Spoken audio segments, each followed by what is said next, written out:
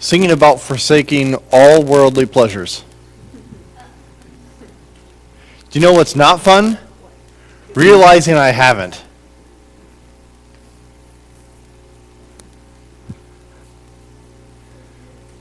It's a bit brutal of a moment. Thankful for God's grace and His patience as we continue to grow in His understanding and His love for us. We're going to be looking today at John 9. And this is going to really excite you. John 9 is a really long chapter. So you ready for this? We're doing the whole thing. Rick's like, whoa! That's right. That's right. We should be done by supper time.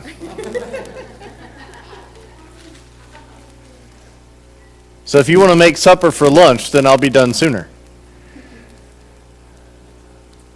No, I was taught not to do this. But as we discussed it, and as we, it may seem that way, but it could be that the instruction that we received was not entirely correct. So, Jesus didn't teach the way that I was taught to do it either. As he went along, he saw a blind man from birth. His disciples asked him, "Rabbi, who sinned, this man or his parents, that he was born blind?" "Neither this man nor his parents sinned," Jesus said, "but this happened so that the work of God might be displayed in his life. As long as it is day, we must do the work of him who sent me. Night is coming, and no one can do work. While I am in the world, I am the light of the world." We're going to stop there for a moment.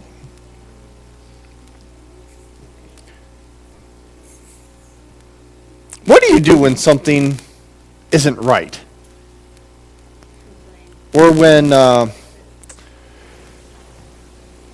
who do you find to blame, or what do you find to blame when something's not right? Always the other guy. Okay, so whoever did it first, someone else.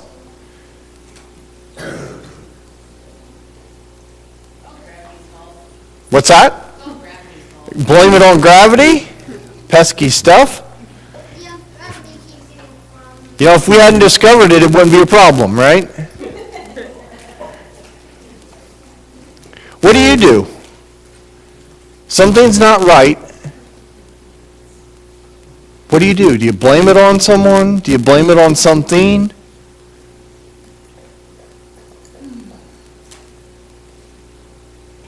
Yeah. Okay, you look for the why. Not who to blame, but the why. Okay. That's a lesson learned. Most of us ignore it. But most of us ignore it. Okay, you ignore it. We hear this sound, we ignore the sound, pretty soon the car is not handling right, we ignore the sound, we ignore the vibration. Yeah, That's our first inclination, is to ignore it. indeed.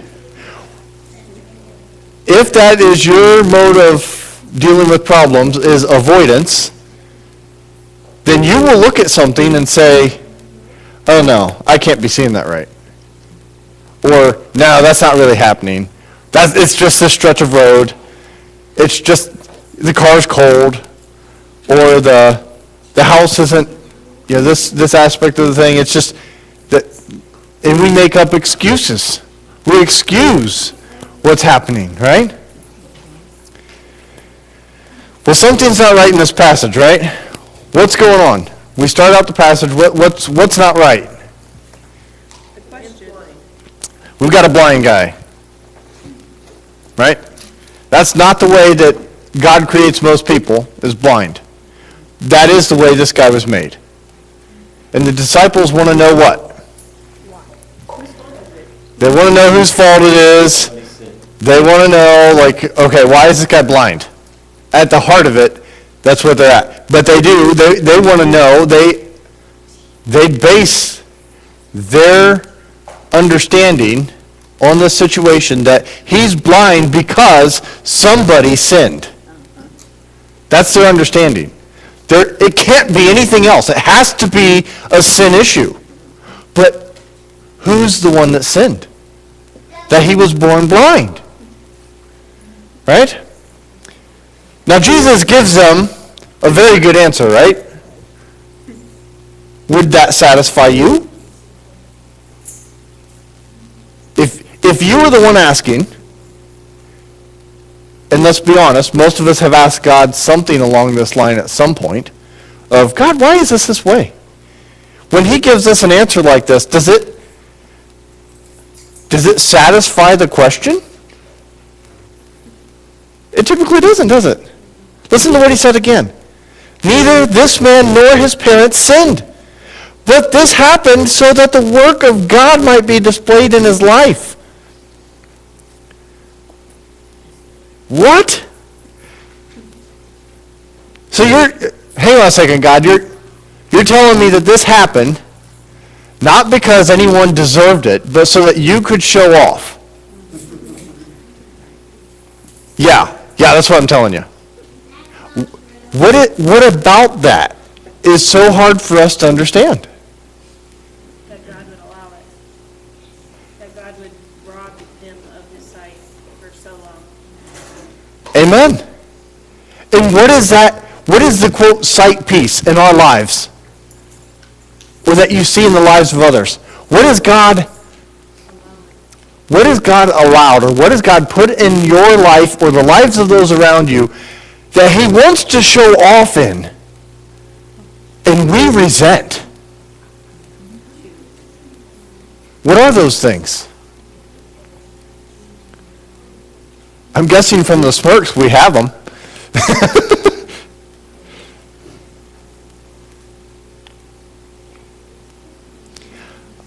My bride is right here. And there are many things that I'm like, Lord, what is going on? I'm pretty sure that most of what she's needing to endure is not normal. And if this is a sin issue, please let us know so we can deal with this. Because I want my wife to be well. So I've been wrestling with God a lot. He's winning, of course, but I'm growing. That's good, right?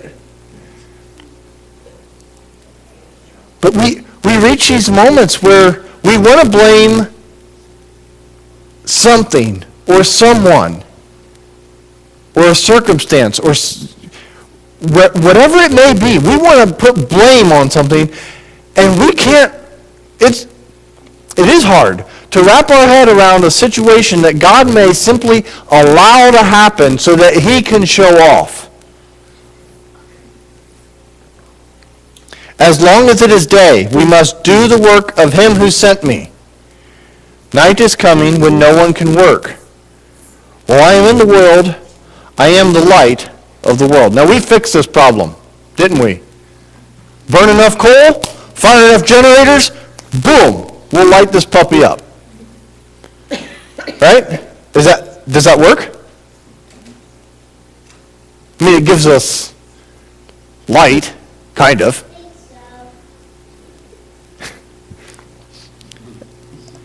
What is the difference between working in sunlight and working in artificial light? They're both different. It is a different light, isn't it? What's the difference, though? You can get sunburned. That's true. Artificial light isn't on the beach. Artificial light isn't on the beach. Not typically. The brightness is different. The brightness, the intensity is different? The artificial light only covers a certain amount of area. Okay. The sun gives off vitamins, and people put in their vitamins. Vitamin D. The sun makes people happy.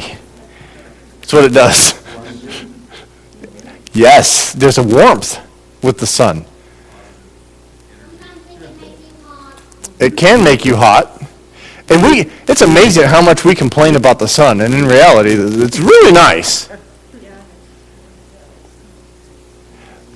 There's if you've ever tried to paint, or if you've tried to do something that you need a lot of good light, and you've had good light for a long time, and then all of a sudden you've got to use a floodlight or something of that nature, it's not the same. Yeah.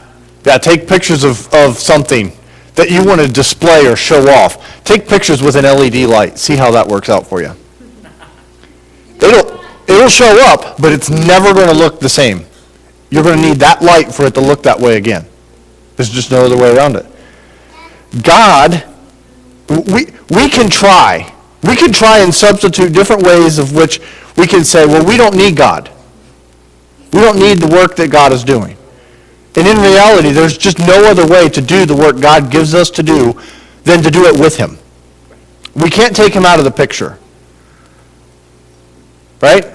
There's plenty of government agencies who have tried, and it's just not successful. It doesn't do the work that's necessary. While I am in the world, I am the light of the world. Having said this, he spit on the ground, made some mud with the saliva, put it on the man's eyes. Go, he told him, wash in the pool of Siloam, which means sent. So the man went and washed and came home seeing. Now that's pretty cool, right? How many, you're blind, okay, so you can't see this whole thing happening. All right? But what do you know about people who are blind? They have great hearing. Their hearing is impeccable. Yeah. They sense things beyond what we can if you're able to see. Because our seeing trumps over all the other senses so much that when the sight is gone, the other senses are heightened. So you hear Jesus spit in the ground. You hear it hit the dirt. You hear him working that together, and you're like, what is he doing? And then imagine having that wiped into your eyes.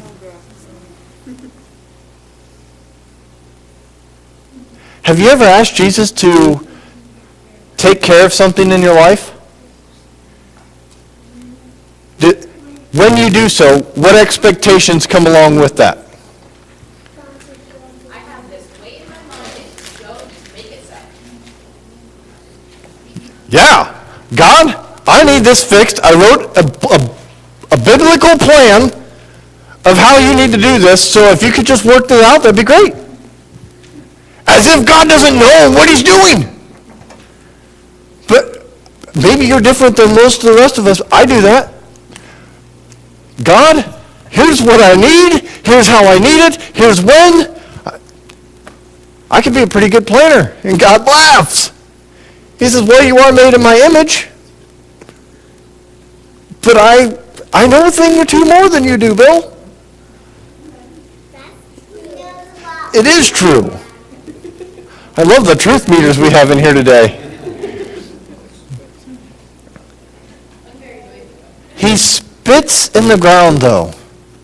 And there's people around watching this. This isn't an isolated event between me and the blind guy. His disciples are watching this. They're learning how to do what Jesus does. That's really, really true. Okay, so now when we encounter a blind guy, we spit in... What? Jesus is a little unconventional here, right? No. Jesus deals with problems in ways that he sees. How does Jesus deal with anything he encounters? What does he do? He does have a system. What is it? He does what he sees the Father doing. That's what he does. That's how he does everything he does. That's how he gets to where he goes and how he does what he does. He simply stays in step with what he sees the Father doing. And sometimes the Father does things in ways that we never would. My children have plenty of great ideas of how to change things or fix things and deal with all sorts of life situations. And as we go about life in the Mormon household, there are times when I'm like, those are good ideas. This is how we're going to do it. Right?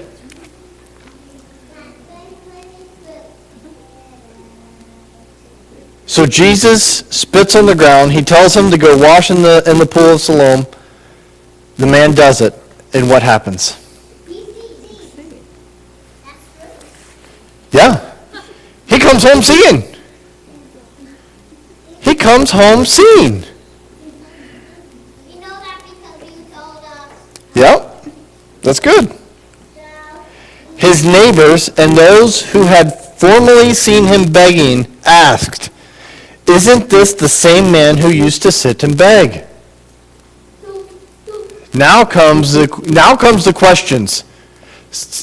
We have a situation that's been remedied, right? Now what happens when you remedy a situation? What do you do next? What's the next steps? Calm down. I might just go to bed. You might go to bed, okay? That's fair. There are sometimes that's exactly what we do. It's fixed, I'm going to bed. That's right. I'll fix this by going to bed, and hopefully it'll be gone in the morning. So, for spiders that works, Craig. As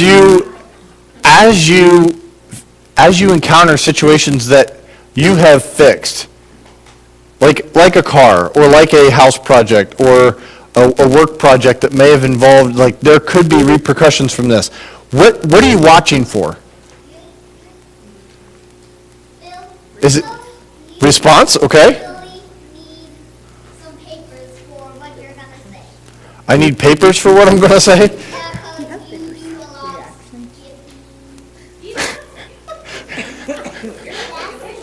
lost. It probably seems like I'm skipping because you're not with us the whole time here. Okay, that is so true. So we look for responses.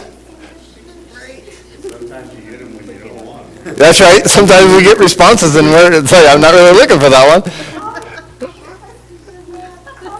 I've had to flirt with our toilet several times now because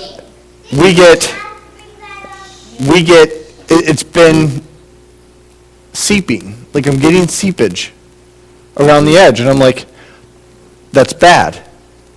Water on a floor from a toilet is bad. If you have that happening in your house, it's bad. You don't want that, right? So I fixed it for a little bit, and then it happened again. No way. What in the world? Fixed it again. Happened again. Except this time I didn't have water. I had something worse. In my own opinion. There's a very distinguished smell. You even may have it in your nose right now that I'm talking about it. You know what that smell smells like. And you're like, Jamie's like, no! We had sewer gas seeping through, but no leak. What is going on? Yesterday, totally changed how we did things because we've got tile floor. The tile is not completely level, which I think is part of the problem.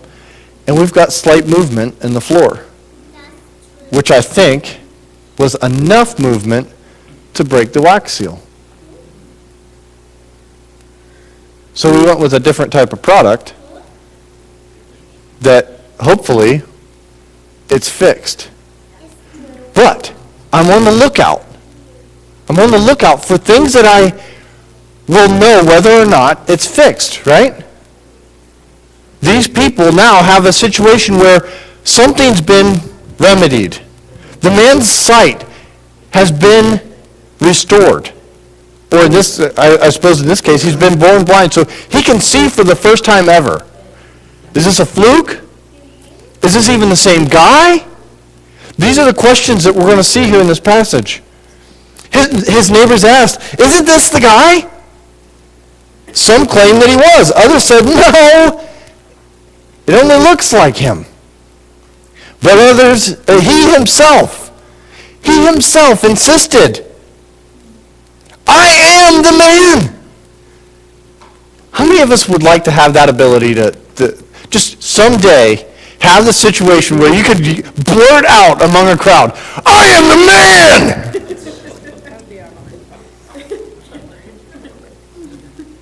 This guy didn't do a thing except what Jesus told him to do. Now, how important is that?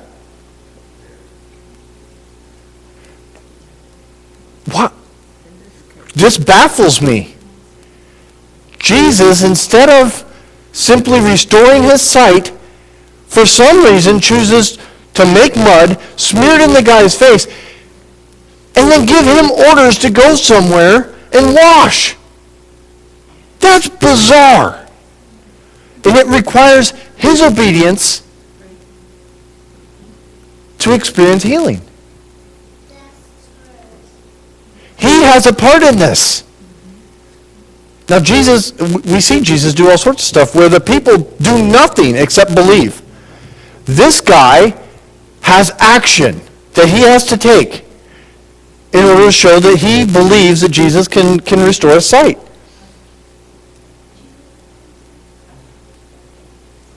He himself insisted, I am that man. How then? How then were your eyes opened? They demanded. How did this happen? He replied, the man they called Jesus made some mud and put it on my eyes. He told me to go to Siloam and wash. So I went and washed, and then I could see. This is a man who just tells it like it is, and I love that. He didn't come up with any fancy story of how any of this happened. He simply, Jesus came, this is what he did, this is where he put it, this is what he told me to do, I went and did it, and boom, I'm seeing now. Where is this man? Okay. Where is this man, they asked him. I don't know. We'll get to why this is a big deal in a moment. They brought to the Pharisees the man who had been blind. Now the day on which Jesus had made the mud and opened the man's eyes was the Sabbath.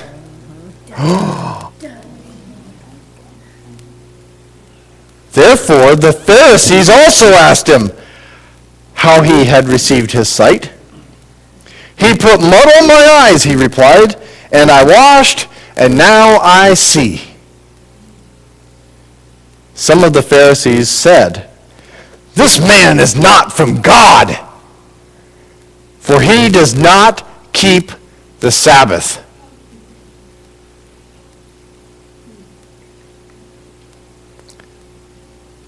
Others said, how can a sinner do such miraculous signs? If the Pharisees were so good at their righteous life, why couldn't they pull off what Jesus did? If the road to bringing life was through keeping the law, it should have probably told them something. And some of them are curious, and I believe that's where this question comes from. How can a sinner do such miraculous signs? So they were divided. There's this issue we're facing of did this really even happen? Is this guy who he says he is? Is the blind guy who he says he is? We're going to reach a point where, is Jesus really who he says he is? Right? But this whole section here begins to pick at the elements of the truth to try and explain them away. Now, how do we see that happening in our own lives? Because it's true. Because it's true, okay? Good word. It is true that we do this, but we either do this ourselves or other people will do it for us or to us, in spite of us, maybe. But we begin to pick and explain or excuse all the details of what God does in and through and around our lives to try and explain the Jesus part out of it. Does that happen in your life? Do you see that happening around your life? Doesn't fit our paradigms, we try to explain it away. Sure. It's very true. So we reach this point of the Pharisees. Now, why are they talking with the Pharisees? Because they're the law. They uphold the law. What do they do? Pharisees aren't exactly the police, but to a degree they have that element of watching out. They're looking out to make sure that the law is upheld. And they've got to make sure that they hold people to this and instruct them in the good ways of Moses. So they bring this guy to the Pharisees, and it's fun. I don't know how many times this guy expects to have to share his story. His story is pretty simple. I was blind, Jesus put mud on my eyes, I washed, and then I saw. But he has to say this a lot in this passage. So he tells these guys, he put mud on my eyes, I washed, and now I see.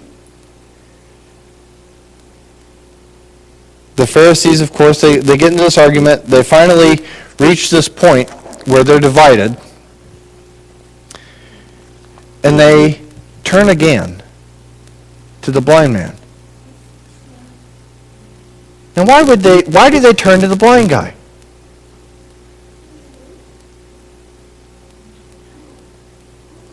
Nobody knows. Finally, they turned again to the blind man. What have you have to say about him? So the Pharisees are arguing about Jesus.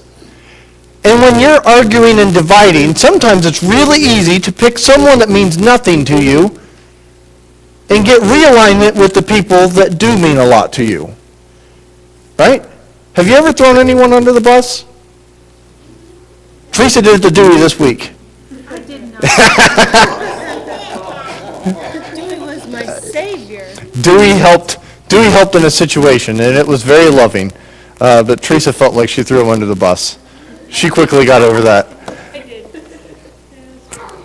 But it's easy sometimes for us to look at someone else or some other situation and get everyone else to just get mad at what they say, right? It doesn't actually fix anything, but we reignite a passion against something or for something or whatever the case may be by getting them to say something that irks everyone or makes everyone happy or whatever, and we get alignment again with the people we love or the people we like hanging out with.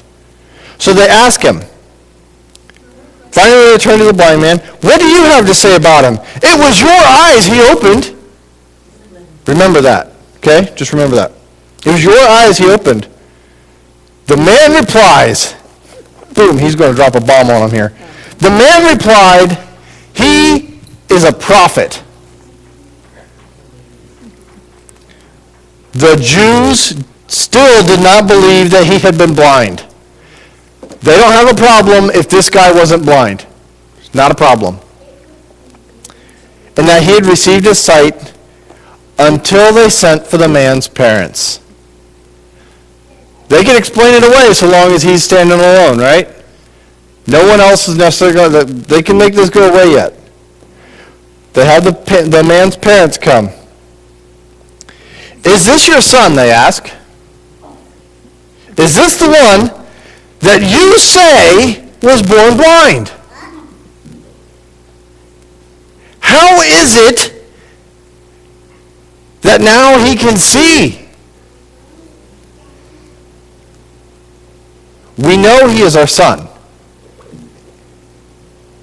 the parents answered, and we know that he was born blind. We know these two pieces, yes, absolutely, dead on. But how he can see now, or who opened his eyes, we don't know. Now, we don't see whether or not his parents were around when this happened, so we don't know whether they do or do not know. But they're saying in this case, they don't know. So we have to take that as face value if they don't know. Ask him. He is of age. He will speak for himself. Yeah. There's a lot of anxiety that the parents are experiencing here. They're nervous. They've been called in. This has almost a court feel to it, doesn't it? Like, we didn't do anything. Like, we had him. He's ours, yes. He's blind. We'll testify to that. But all this other stuff that you guys have going on, we don't know anything about it. His parents said this because they were afraid of the Jews. For already the Jews had decided that anyone who acknowledged Jesus was the Christ would be put out of the synagogue. What makes that a big deal?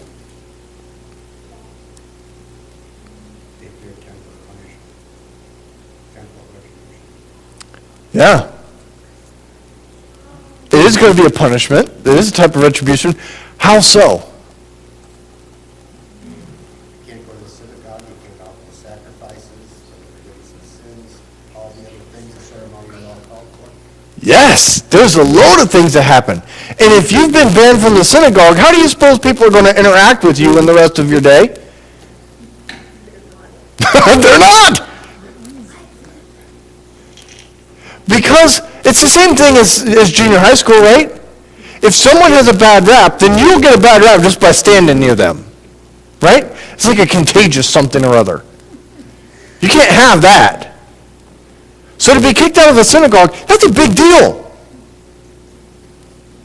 We have a phrase called excommunication in our language, right? That's where you like cut people off from your group. You're like, be gone with you. It is as though you are dead to us. That's how far that goes. They don't want to be the ones responsible for getting into this. That's why his parents said he is of age. Ask him. I don't know why the Pharisees are going this long, but a second time they summoned the man who had been blind. Give glory to God! That's always helpful. If you ever want someone to tell the truth, yell that at him first. Give glory to God! They said, we know this man is a sinner. Okay. His reply, whether he is a sinner or not, I don't know. One thing I do know, I was blind, but now I see. There are going to be moments in our lives where people will discredit the work Jesus does in your life. They may do so out of disbelief. They may do so out of jealousy. They may do so out of anger. They may do so out of ignorance. There will be loads of reasons why people will want to discredit the work that God does in and through our lives. And they will expect us to be able to answer why we still believe what we do. they'll expect us to have answers that we don't know. They'll expect us to give answers into the mysteries of our faith that we simply have to take on faith. There's just no other way around it. And to be able to explain it would put us in a position that we're probably in heaven. We're probably hanging with Jesus for the rest of eternity, and we're no longer in a context that we can even share that. That's when we'll know. So it's fair for us in situations when we don't know answers to tell people we don't know answers. Jesus has this uncanny ability to testify for himself. So when we can't do it, when we don't know the answer, we don't need to be afraid that somehow that's going to smear mud on Jesus' face. It'll be okay. Jesus is good at clearing that stuff up.